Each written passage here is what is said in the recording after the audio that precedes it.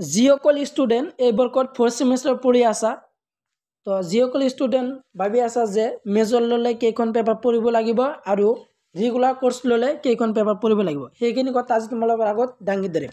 তো ইয়াত কোৱা হৈছে যে সেমিষ্টাৰ 1 কমপ্লিট, সেমিষ্টাৰ 2 আৰু সেমিষ্টাৰ 3 যেহেতু ইতিমধ্যে তোমালোকে 3টা সেমিষ্টাৰ কমপ্লিট কৰি আহিছা আৰু 4th সেমিষ্টাৰ তোমালোকে চাই লোৱা। ইয়াত দিয়া আছে যে সেমিষ্টাৰ 4 কোৰ্স যে মাইনৰ 1 কোৰ্স 4, মেজৰ 1 কোৰ্স 5 আৰু মাইনৰ 2 কোৰ্স 4 আৰু মেজৰ 2 কোৰ্স 5 আৰু এখন আছে যে কমন পেপাৰ যেটো এবিলিটি এনহান্সমেন্ট কোৰ্স AEC সেইখন তোমালোকৰ AEC 3 সেইখন সাবজেক্ট পঢ়িব লাগিব।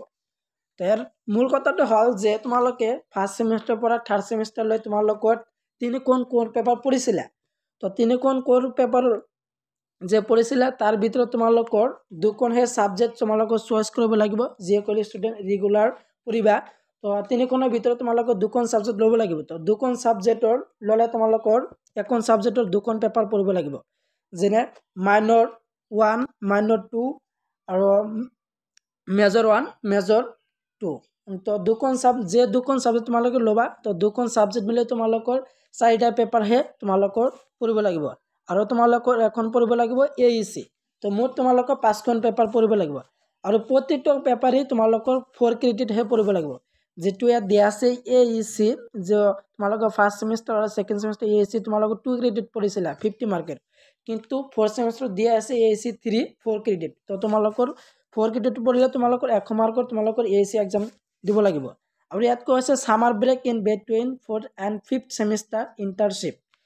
তো তোমালোকৰ যেহেতু তোমালোকৰ 4th সেমিষ্টাৰ এক্সাম দিয়াৰ পিছতে তোমালোকৰ সামাৰ ব্ৰেক পাবা। তো সামাৰ ব্ৰেকৰ পিছত তোমালোকৰ ইন্টাৰ্নশিপ কৰিব লাগিব আৰু credit 4 credit internship 4 credit added to 5th সেমিষ্টাৰত। তো তোমালোকৰ সামাৰ ব্ৰেকৰ সময়ত তোমালোকে ইন্টাৰ্নশিপ কৰিব লাগিব। ইন্টাৰ্নশিপটো তোমালোকৰ 5th সেমিষ্টাৰ যায় তোমালোকৰ এড হ'ব। তো এইখন আছিল তোমালোকৰ ৰেগুলাৰ লোৱা পেপাৰ 5খন পঢ়িব লাগিব। এতিয়া চাই লোৱা মেজৰ লোৱা। মেজৰ লোৱা সকলৰ ইয়াত দিয়া আছে যে যেহেতু তোমালোকৰ সেমিষ্টাৰ 1 সেমিষ্টাৰ 2 আৰু সেমিষ্টাৰ 3 কমপ্লিট কৰিছা আৰু 4th সেমিষ্টাৰত যিসকলে মেজৰ ল'বা ইয়াত দিয়া আছে টাইপ যে মেজৰ। তো কোৰ্সটো দিয়া আছে যে ঠিক তেনেকৈ যে তোমালোকৰ ৰেগুলাৰ লোৱা সকলৰ ঠিক তেনেকৈ যে তোমালোকৰ যেহেতু তিনিখন কোৰ পেপাৰ আছিল তিনিখনৰ ভিতৰত তোমালোকৰ এখন সাবজেক্ট মেজৰ ল'ব লাগিব।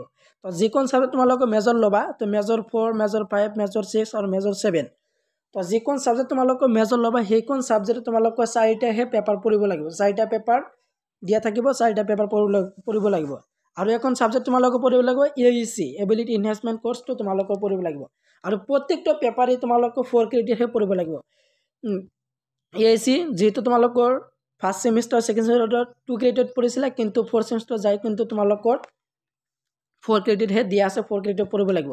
তো তোমালোকৰ মেজৰ লোৱা সকলৰ 5খন পেপাৰ পঢ়িব লাগিব। টোটেল তোমালোকৰ 500 মাৰ্কছৰ এক্সাম হ'ব আৰু ৰেগুলাৰ লোৱা সকলৰ 5খন পেপাৰ দুখন মেজৰৰ আৰু দুখন মাইনৰৰ আৰু এখন যেটো AEC। তো টোটেল তোমালোকৰ 5খন আৰু মেজৰৰ 4খন পেপাৰ আৰু AEC তো টোটেল 5খন। তো তোমালোকৰ 5খন পেপাৰ কৈ পঢ়িব লাগিব। ৰেগুলাৰ লোৱা সকলৰ 5খন পেপাৰ আৰু মেজৰ লোৱা সকলৰ 5খন পেপাৰ আৰু তোমালোকৰ সামাৰ ব্ৰেকৰ সময়ত তোমালোকে ইন্টাৰ্নশিপ কৰিব লাগিব। ইন্টাৰ্নশিপ 4 ক্ৰেডিট হয়। তো ইন্টাৰ্নশিপটো তোমালোকৰ 5th সেমিষ্টাৰ এড হ'ব। তো ইন্টাৰ্নশিপ তোমালোকৰ কৰিব লাগিব সামাৰ ব্ৰেকৰ সময়ত। তো এইখিনি আছিল আজিৰ ভিডিঅ'ৰ মূল কথাটো। তো ভিডিঅ'টো তোমালোকে বন্ধু বান্ধৱৰ লগত বেছি শ্বেয়াৰ কৰিবা যাতে তোমালোকৰ বন্ধু বান্ধৱে কথাখিনি গম পায়। আজিৰ ভিডিঅ' এইখিনি, ভিডিঅ' সম্পূৰ্ণ চাই থকাৰ বাবে তোমালোকক সকলোকে ধন্যবাদ জনাওঁ।